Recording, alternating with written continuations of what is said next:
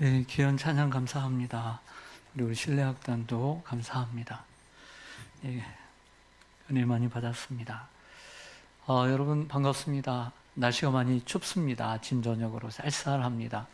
늘 감기 걸리지 않도록 건강에 유의하시기를 바라고요. 네, 한 주간도 하나님의 은혜가 여러분들의 가정과 삶에 함께 하시기를 소망합니다. 또 오늘 주신 말씀 마음속에 잘 새겨서 한 주간 삶 속에 풍성히 그 말씀이 거하기를 소망합니다. 요나는 하나님 말씀이 싫어서 도망을 쳤습니다. 그러다가 결국 바다에 빠지게 되었는데 하나님께서 준비하신 큰 물고기 뱃속에 3일을 있게 되죠. 죽진 않았습니다. 하나님께서 물고기에게 이제 말씀하셔서 육지에 토하게 되셨습니다. 여러분 어느 땅에다가 토했을까요? 어느 땅에다가 오바이틀에서 요나가 그 바닷가 근처에 어느 바닷가 근처에 오게 되었을까요? 먼저는 니느웨는 아닙니다. 왜냐하면 지리적으로 지중해에서 니느웨까지 갈 수 있는 수로가 존재하지 않습니다. 강과 바다가 존재하지 않습니다. 그래서 첫 번째 제가 요나서를 시작할 때 올려드렸던 지도를 다시 한번 올려드리겠습니다. 이스라엘에서 이제 저 욥바라고 하는 항구에서 니느웨는 동쪽으로 가야 합니다. 그런데 실어서 저 지중해를 저 큰 바다 전체가 지중해입니다. 그 지중해의 끝인 스페인 땅끝이라고 하는 다시스로 도망을 가려다가 이제 물고기 밥이 되었던 것이죠. 다른 지도를 보여드리겠습니다. 좀 더 그 한 부분만 이스라엘을 중심으로 또 니느웨를 중심으로 확대해 보았습니다. 욥바에서 다시스로 가는 배를 타다가 이제 돌아오게 되었습니다. 그런데 니느웨는 그 큰 배가 갈 수 있는 지리학적으로 길이 없어요. 그렇기 때문에 지중해, 특별히 이스라엘에서 욥바라든지 위에 있는 가이사랴 항구나 아니면 저 이쪽에 두로와 시돈이라고 하는 그곳이 아니면 어느 한 지점에 도착을 했을 것입니다. 이해가 되시죠? 네, 그렇다고 한다면 그 육지에 도착한 요나는 어디 먼저 갔을까요? 먼저 우리가 짐작해 볼 수 있는 것은 가드 헤벨이라고 하는 그의 고향에 갔을 것이다 라고 생각을 할 수가 있겠죠. 하지만 그것보다도 더 중요한 것은 지금 그는 3일 동안 마치 지하 감옥 같은 곳에서 있다가 나왔기 때문에 요나의 기도를 보면 주의 성전을 내가 보겠다, 주의 성전을 내가 바라보겠다라고 했기 때문에 성전, 그가 예배했던 성전으로 갔을 가능성이 큽니다. 하나님께 약속을 한 거니까, 죽었다 살아났으니까. 그래서 그가 원하는 성전에 가서 하나님 앞에 오늘처럼 예배를 드렸겠죠. 근데 그 예배가 물고기 뱃속에서 들어가기 전의 예배와 같았을까요? 달랐을까요? 달랐죠. 기도가 달랐을까요? 똑같았을까요? 달랐을까요? 그러면 불렀던 찬양은 같을까요? 다를까요? 다르죠. 오늘 여러분들의 예배는 어떤 예배입니까?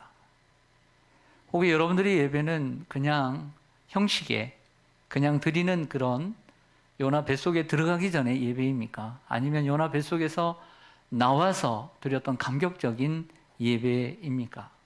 항상 우리는 항상 그런 예배를 드릴 수 있도록 항상 우리는 하나님에 대한 경외감과 예배에 대한 진지함을 갖도록 노력해야 할 줄로 믿습니다. 이때 하나님은 이제 요나에게 두 번째 말씀을 하십니다. 오늘 3장 1절과 2절을 보겠습니다. 여러분들의 성경 3장 1절과 2절을 보면 여호와의 말씀이 두 번째로 요나에게 임하니라 이르시되 일어나 저 큰 성읍 니느웨로 가서 내가 내게 명한 바를 그들에게 선포하라 하신지라. 아멘. 저는 여기서 중요한 단어는 두 번째라는 단어라고 생각해요. 두 번째. 첫 번째는 언제 임했죠? 장수로 얘기하면 몇 장에 임했어요? 그렇죠. 1장에 임했죠. 일장에 임했는데 불순종했어요. 실패한 거죠. 그런데 다시 한번 기회를 주시는 거죠. 그게 두 번째예요. 한 번으로 끝나지 않고 다시 한번 기회를 주시는 하나님. 두 번째로 요나에게 말씀하여 이르시되 너는 저 큰 성읍 니느웨로 가서 외치라고 말씀하시는 것입니다. 여러분, 한 번 실패했다고 하나님은 포기하시는 분이 아니라 성경에 보면 언제나 다시 한번 기회를 주시는 분이신 줄로 믿습니다. 그렇다면 저와 여러분에게도 한 번 실수는 있을 수 있습니다. 두 번도 있을 수 있습니다. 그런 하나님께서 우리를 만약에 포기하시고 기회를 주시지 않았다면 우리가 여기에 있을 수 있을까요? 여러분들이 여기에 설 수 있을까요? 없죠. 저도 마찬가지고요. 성경의 사람들을 보면 실패한 사람들입니다. 아브라함을 보십시오. 갈대아 우르에서 하나님의 말씀을 듣고 축복의 말씀을 듣고 말씀을 따라갔습니다. 하지만 가나안에 도착한 그에게 찾아온 건 기근이었습니다. 그러자 그가 마음을 돌이켜 애굽으로 내려가서 아내를 누이라고 속이고 하나님 자녀답지 않은 삶을 살았습니다. 실패했습니다. 그러나 하나님은 그를 다시 찾아오시고 다시 기회를 주셨습니다. 한 번만 기회를 주셨습니까? 그렇지 않습니다. 아브라함은 또 실수했습니다. 그러나 하나님의 열심으로 그를 다시 세우시고 결국에는 큰 민족의 조상이 되게 하신 줄로 믿습니다. 여러분, 모세는 어떻습니까? 모세는 하나님의 특별한 섭리 가운데 이집트의 왕자가 되어서 40년을 보냅니다. 유모인 어머니가 그걸 가르쳐줬기 때문에 마음속으로는 내 민족, 이 고통받는 민족을 구해내리라고 생각하고 40세에 민족을 구해내려고 하다가 결국에는 사람을 죽여버렸어요. 결국 살인자가 되어버렸습니다. 그 현상수배범이 되어서 미디안으로 도망을 가서 어떻게 여자를 만나서 결혼을 해서 장인 좀 잘 만나가지고 장인의 양떼를 치는 인생을 40년을 살아가요. 하지만 하나님은 실패한 그에게도 포기하지 않으시고 40년 후에 다시 한번 기회를 주십니다. 그리고 그 80세의 이스라엘 백성들을 출애굽시키고 그리고 가나안 땅까지 인도하는 이러한 민족의 인도자가 된 줄로 믿습니다. 다윗은 어떻습니까? 사울을 패하시고 하나님의 마음에 합하다. 내가 이만한 사람을 만난 적이 없다라고 하시며 선택한 다윗입니다. 그래서 다윗을 연단하시고 왕을 세웠는데 모두 다 전쟁에 나가 있는 반에 나가지 못하고 옥상에 올라가 있을 때 아름다운 여인을 보게 됩니다. 그 아름다운 여인인 밧세바를 취하고 그것을 감추려고, 그 죄를 감추려고 그의 남편 우리아를, 전쟁에 나가 있는 우리아를 부릅니다. 술을 잔뜩 마시게 하고 집에 들어가게 해서 밤에 자게 하지만 너무나 충성스러워서 들어가질 않습니다. 결국에 그를 전쟁터 맨 앞 세웁니다. 요압에게 편지를 씁니다. 이 우리아를 전쟁터 맨 앞에 두어서 도와주지 말고 죽게 하라. 자연스럽게 죽은 것처럼 해라 라고 죽입니다. 결국에는 그는 이처럼 두 가지 큰 죄악을 범하게 됩니다. 그럼에도 불구하고 하나님은 그에게 기회를 주십니다. 한 선지자를 보내시고 그 기회를 주실 때 그는 그 기회를 잡았습니다. 사울처럼 기회를 버린 사람이 아니라 다윗이 하나님께 기회를 얻고 진심으로 하나님 앞에 회개합니다. 진심으로 회개할 때 하나님이 그에게 기회를 다시 주시고 그 빛나는 이스라엘의 성군이 됩니다. 베드로는 어떻습니까? 베드로는 정말 최고의 제자였습니다. 그리고 스스로 생각하기를 모두 다 버릴지라도 나는 버리지 않겠다라고 호언장담했던 베드로. 하지만 그날 밤 예수님을 사람들 앞에서 그 자신의 목숨 지키고자 그 안위를 위해서 예수님을 3번이나 부인하고 정죄하고 그리고 맹세하고 저주합니다. 여러분, 용서할 수 없는 죄악입니다. 근데 하나님은, 예수님은 그를 찾아오셔서 기회를 주십니다. 기회를 줄 때 그건 단순히 후회하는 인생이 아니라 회개하는 인생이 됩니다. 같은 시간에 가룟 유다는 후회하며 삶을 마감합니다. 스스로. 하지만 베드로는 후회한 것이 아니라 회개했습니다. 우리는 후회하는 인생이 아니라 회개하는 인생이 되어야 합니다. 후회하는 인생은 희망이 없어요. 자신을 의지하니까. 하지만 회개하는 인생은 하나님의 말씀을 붙잡고 하나님을 의지하기 때문에 희망이 있는 줄 믿습니다. 그렇게 할 때 하나님께서 다시 기회 주시고, 그리고 이스라엘에 정말 최고가 하는 유대인의 사도가 되었습니다. 여러분, 하나님이 주시는 가장 큰 선물 뭘까요? 건강일까요? 건강 또 있다가도 없습니다, 여러분. 물질일까요? 물질 잘 사용하지 못하면 금세 날아갑니다. 무엇일까요? 명예요? 서로 좋은 지위, 그것 까딱까딱 잘못하다가는 사라집니다. 하나님이 주시는 많은 선물 가운데 구원이라는 선물도 있지만, 하나님이 주시는 선물은 실패 후에 우리에게 주시는 새로운 기회입니다. 하나님이 주시는 선물은 기회라고 하는 것입니다. 하나님은 우리 모두에게 많은 기회를 주십니다. 특별히 실패했을 때 주시는데요. 여러분들, 실패했을 때보다 더 중요한 것은 실패한 삶 이후입니다. 우리의 자녀들 대학을 지나가려면 실패를 합니다. 취업을 준비하면 단번에 붙는 사람 없습니다. 단번에 붙었다고 우쭐할 필요도 없습니다. 근데 우리의 자녀들이 실패했다고 가정해 보십시다. 실패했다고 좌절하고 실망한 거 원하세요? 아니죠. 실패 후에 어떤 새로운 기회를 잡고 실패 후에 어떤 노력을 하는가가 더 중요하지 않겠습니까? 이번에 파리올림픽에서 정말 명경기를 하나 볼 수 있었습니다. 그게 또 화제가 되었는데요. 육상에서 나타났습니다. 작년에는 정말 큰 실패의 사람이었는데 올해는 너무나 그 실패를 딛고 선 너무나 짧은 영상이니까 집중해서 한번 같이 보시겠습니다.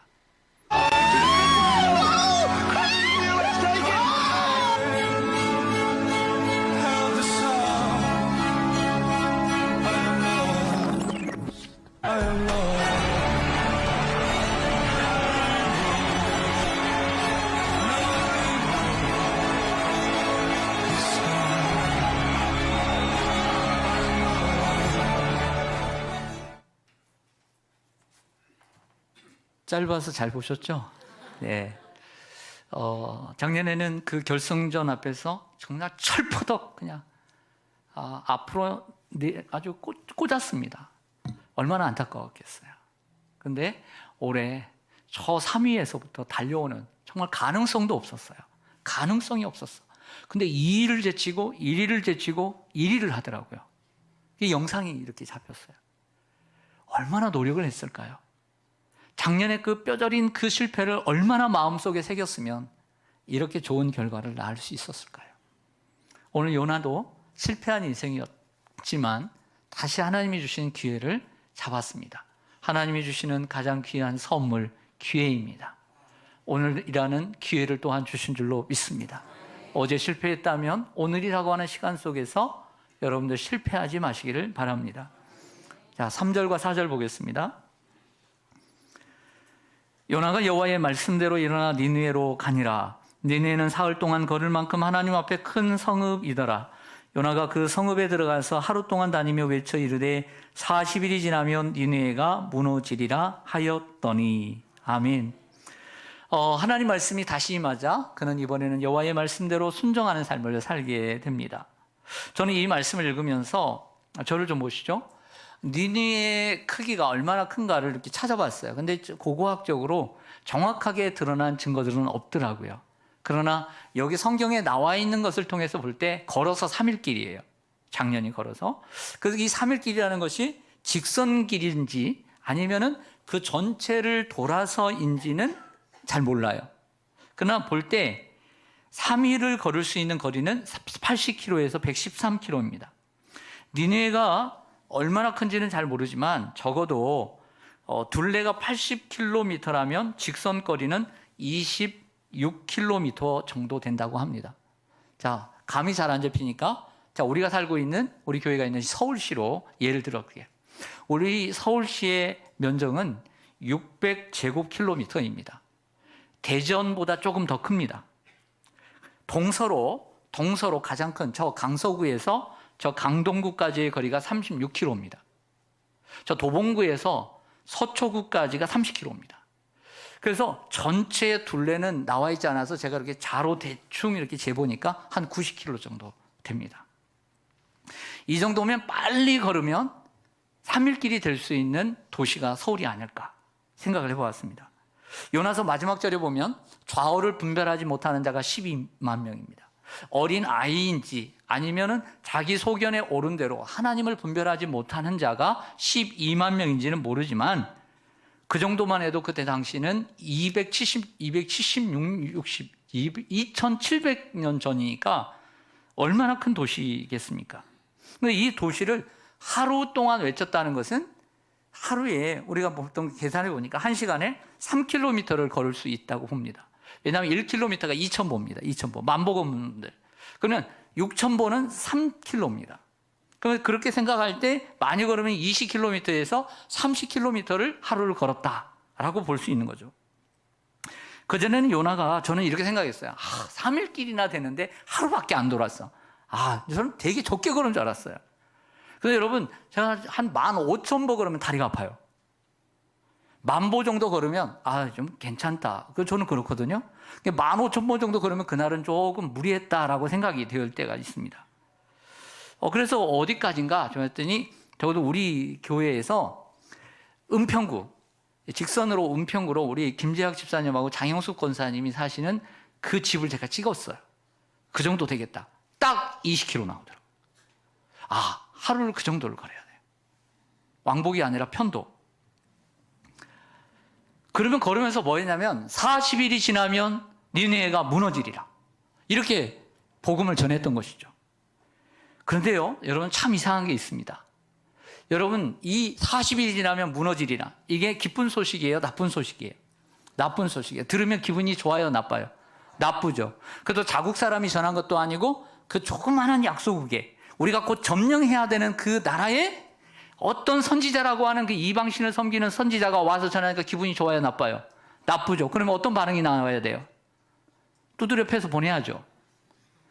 그리고 추방해야죠. 협박해야죠. 우리가 보통 여러분들에게 어떠다가 어떤 무슨 일을 있다가 친구들이 여러분들이 막 조조합니다.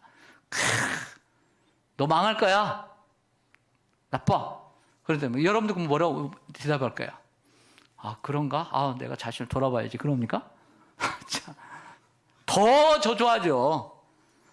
부모와 형제와 자녀까지 사돈의 팔촌까지 막 저주하고 다시는 내 얼굴 볼 생각하지 말라고. 그러고도 남잖아요, 우리가. 네? 예를 들어서 남유다의 마지막 선지자가 누굽니까? 예레미야입니다. 예레미야가 전한 게 뭐냐면 하나님 앞에 너희들 죄악 크다. 너희는 바벨론에 의해서 멸망을 당할 것이다. 회개하지 않으면. 그리고 70년 동안 포로에 잡혀갈 것이다. 이걸 정했어요. 나쁜 소식이죠. 그것도 자국에 존경받는 선지자가. 그럼 회개해야 되잖아요. 어떤 반응이 나온지 아세요? 미워했어요. 싫어했어요. 당시에 시드기야라고 하는 왕은 자기의 그 감옥에 가뒀어요. 꼴보기 싫어서. 죽일 수는 없고. 근데 놀랍잖아요. 이방인이 그것도 40일이 지나면 니느웨가 무너지리라. 맞지 않는 얘기입니다. 근데요, 어떤 일이 일어났는지 보세요. 5절입니다. 5절을 보시면요, 니느웨 사람들이 하나님을 뭐하고? 믿고 금식을 선포하며 높고 낮은 자를 막론하고 굵은 베옷을 입었더라. 굵은 베옷은 슬플 때 입는 거잖아요. 우리가 상복도 원래는 굵은 베옷입니다. 니느웨 사람들이 회개를 했습니다. 그것도요, 금식을 하면서 회개를 했습니다. 쉽게 이해가 가지 않는 본문입니다.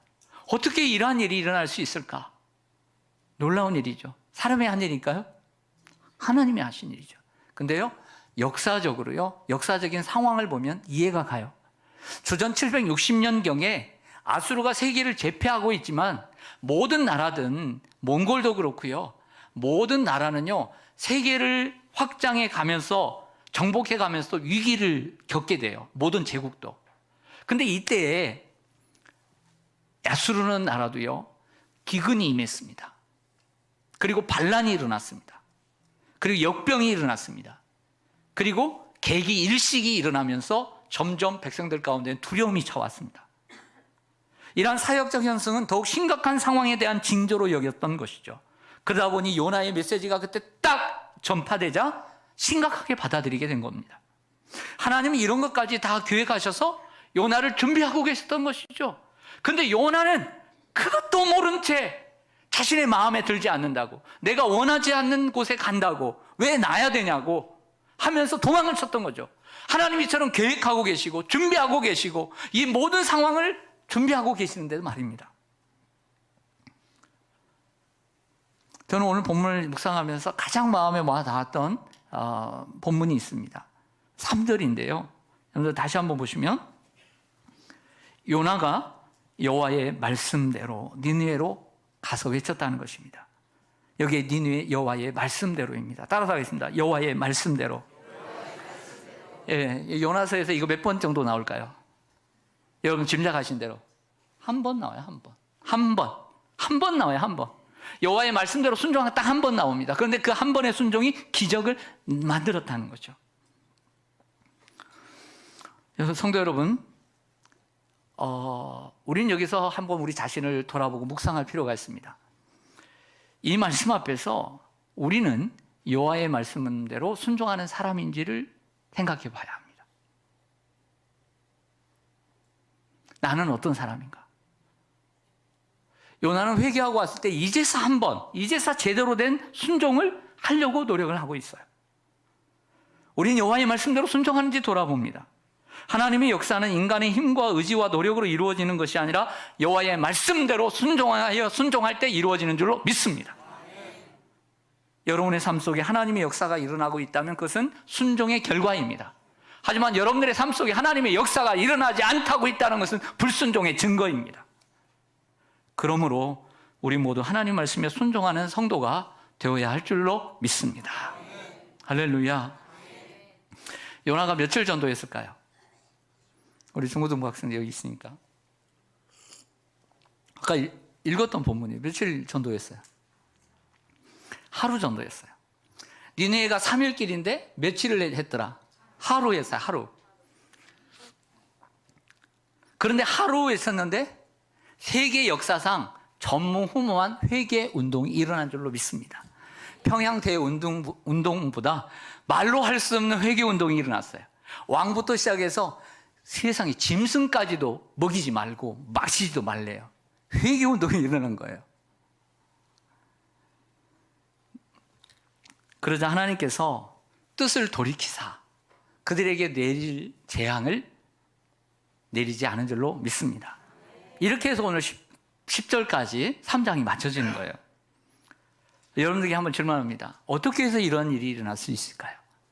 어떻게 해서 이런 일이 일어났을까요? 여러분들이 묻습니다. 요나가 특별해서일까요? 요나가 훌륭해서인가요?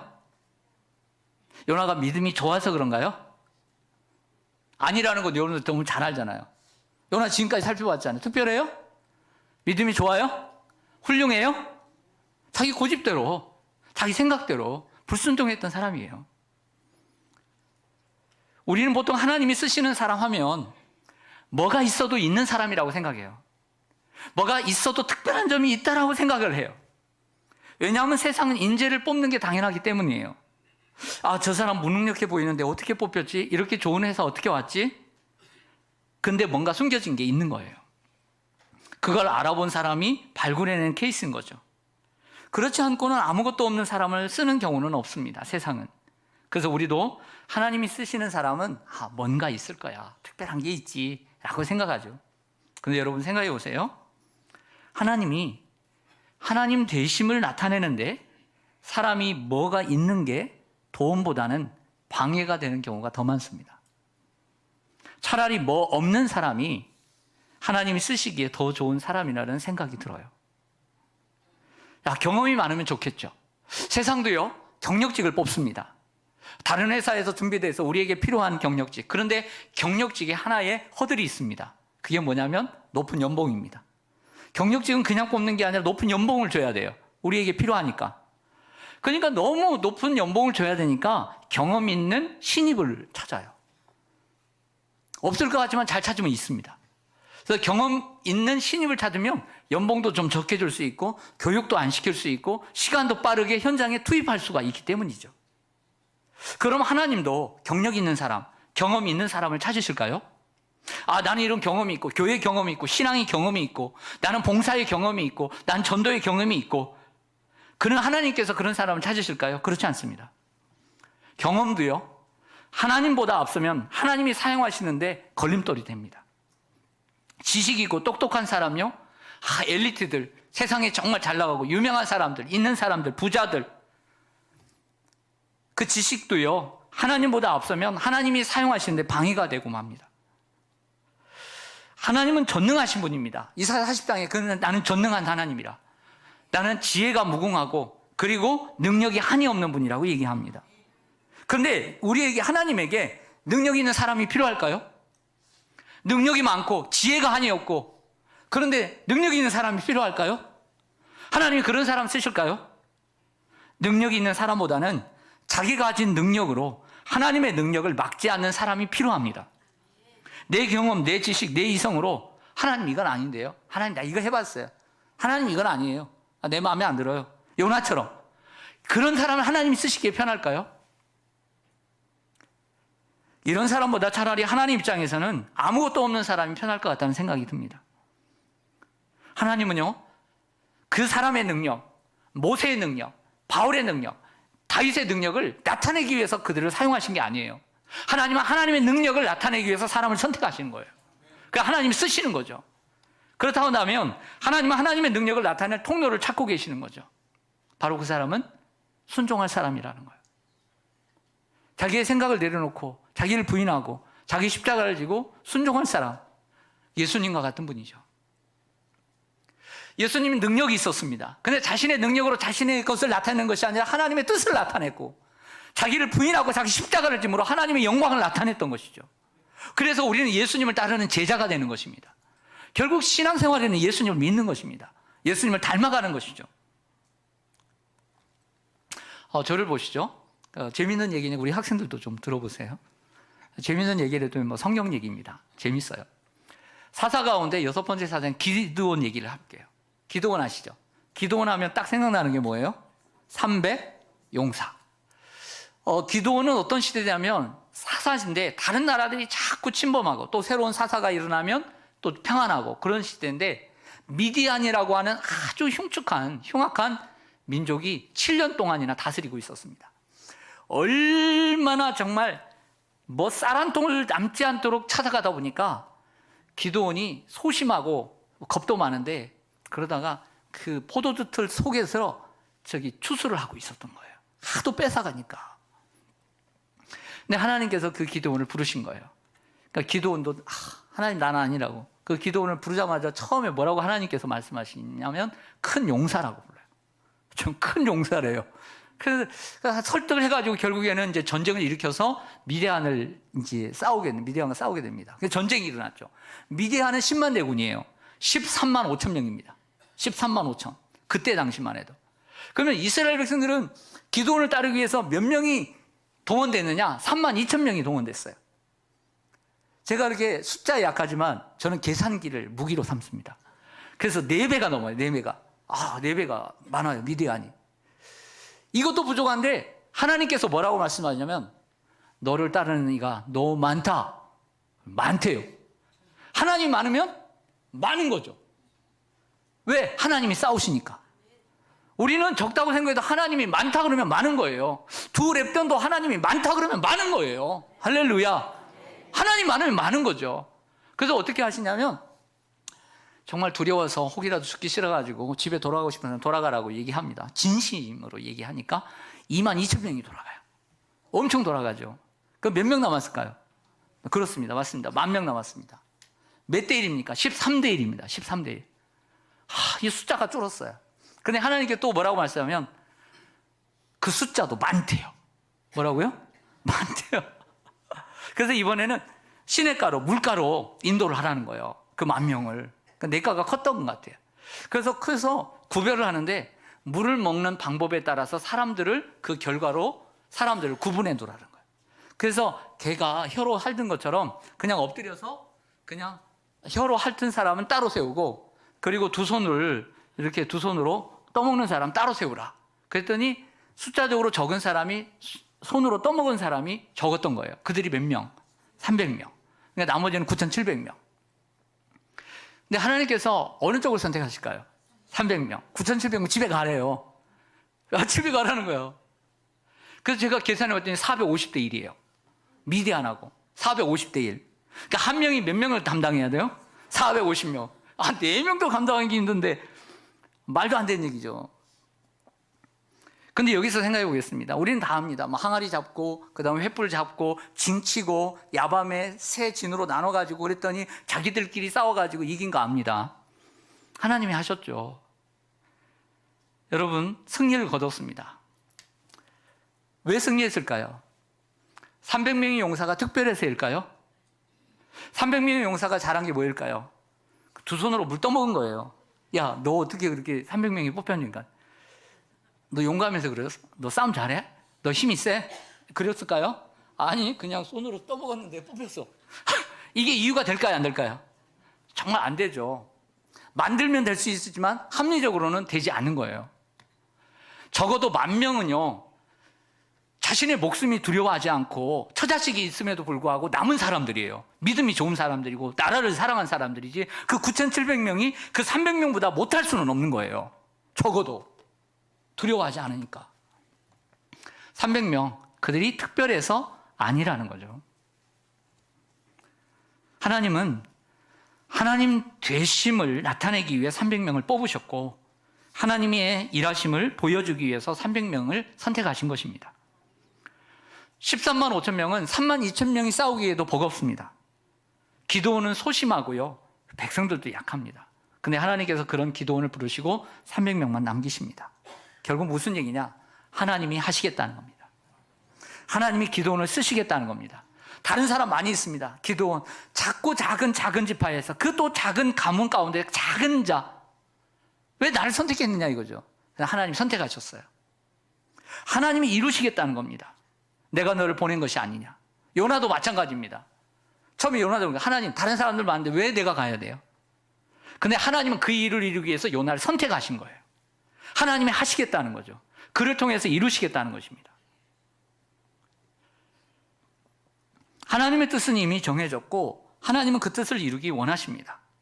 하나님의 뜻을 알고 그 뜻에 순종하는 사람을 하나님은 쓰시는 줄로 믿습니다. 그래서 하나님께서 요나를 쓰신 거예요. 준비시켜서. 요나가 하루를 다니면서 복음을 전했는데 10만 명이 넘는 사람이 회개를 하고 돌아왔습니다. 그래서 저도 생각했어요. 하나님, 제가 오늘 하루만 저 은평구까지 다니면, 하루 동안 복음을 전하면 이렇게 돌아오면 저도 할게요. 여러분도 하겠죠? 그렇죠? 근데 하나님이 말씀 안 하셔가지고 이러한 전무후무한 부흥이 일어났다는 거죠. 사람이 한 걸까요? 아니죠. 하나님이 하신 것입니다. 하나님은 하나님의 말씀을 믿고 신뢰하며 걷는 자, 그 걸음을 걷는 자를 통해 언제나 일하시는 줄 믿습니다. 제가 오늘 본문에서 3장 3절을 강조를 했습니다. 다시 한번 3장 3절을 한번 읽고 싶습니다. 같이 한번 읽겠습니다. 시작. 요나가 여호와의 말씀대로 일어나서 니느웨로 가니라. 니느웨는 사흘 동안 걸을 만큼 하나님 앞에 큰 성읍이더라. 아멘. 요나서의 요나가 여호와의 말씀대로 순종해 일어났어요. 다시. 그래서 이번에 순종했던 것이죠. 여호와의 말씀대로 딱 한 번밖에 없어요. 여기에 본문에서. 근데 이 한 번의 순종을 하나님은 기적으로 바꾸십니다. 우리가 할 수 있는 것은 순종입니다. 창세기 12장에 보면 정말 하나님의 말씀 하나, 창세기 12장 1절 3절 말씀 듣고 내 민족을 크게 하고 내가 내 자손을 크게 하고 내가 큰 복의 근원이 되리라, 복이 되리라 말씀하신 그 말씀 하나 붙잡고 여호와의 말씀을 따라 가나안으로 왔을 때 여러분들 큰 민족의 조상이 된 줄로 믿습니다. 베드로는 밤새 고기를 잡았어요. 경험도 있었어요. 지식도 있었어요. 그런데 깊은 곳에는 고기가 없어요. 그냥 깊은 곳에 고기를, 그물을 던질 때에 만선의 축복을 누리게 된 줄로 믿습니다. 요나는 말씀대로 일어나서 외칠 때 하루를 외쳤지만 회개의 놀라운 역사가 일어났던 것입니다. 우리는 하나님이 말씀하신 우리의 니느웨로 가야 합니다. 니느웨는 만만한 곳은 아니지만 니느웨는 하나님이 준비하고 계시고 일하고 계신 줄로 믿습니다. 니느웨는 마지막에 보면 하나님 앞에 큰 성읍이다. 저는 이 말을 이렇게 해석했어요. 하나님은 그 니느웨를 사랑하신다. 사랑하신다. 10만 되어 하나님의 눈에는 작게 느낄 수 있고요. 하나님은 한 사람도 크게 보실 수 있는 분이세요. 근데 그 큰 성을 더 크게 보신 것은요, 하나님 앞에 큰 성을 본 것은 사랑하시는 거예요. 사랑하시는 거. 우리만 사랑하는 것이 아니라 그를 사랑하시기 때문입니다. 사랑하는 여러분, 마찬가지로 우리를 보낸 니느웨도 하나님이 사랑하십니다. 우리가 가야 하는 니느웨도 하나님이 사랑하시는 사람들이 있는 줄로 믿습니다. 우리가 순종만 하면 하나님이 일하실 줄로 믿습니다. 내가 특별해서가 아닙니다. 능력이 있어서가 아닙니다. 믿음이 좋아서가 아닙니다. 내가 똑똑해서가 아닙니다. 하나님은 순종하는 사람을 통해서 일하시기 때문입니다. 하나님이 쓰시는 사람은, 다시 말씀드립니다, 특별하지 않습니다. 그렇기 때문에 저와 여러분도 하나님이 쓰시는 사람이 될 수 있습니다. 할렐루야. 누구도 쓰셨는데, 요나도 쓰셨는데, 그런 요나도 쓰셨는데 나도 쓰신다. 따라하겠습니다. 요나도 쓰신 하나님, 나도 사용해 주옵소서. 사랑하는 성도 여러분, 요나같이 순종하기를 원합니다. 여호와의 말씀대로 일어나 나를 보낸 니느웨로 가서 그 사람들을 만나서, 태신자를 만나서 우리는 외쳐야 합니다. 예수 믿으세요. 난 정말 당신을 사랑합니다. 당신을 존경합니다. 근데 당신이 나와 같이 좋은 곳으로 가기를 원합니다. 천국에 가기를 원합니다. 예수 믿으세요. 그러면 멸망하지 않고 구원을 얻습니다. 나와 함께 교회로 가요.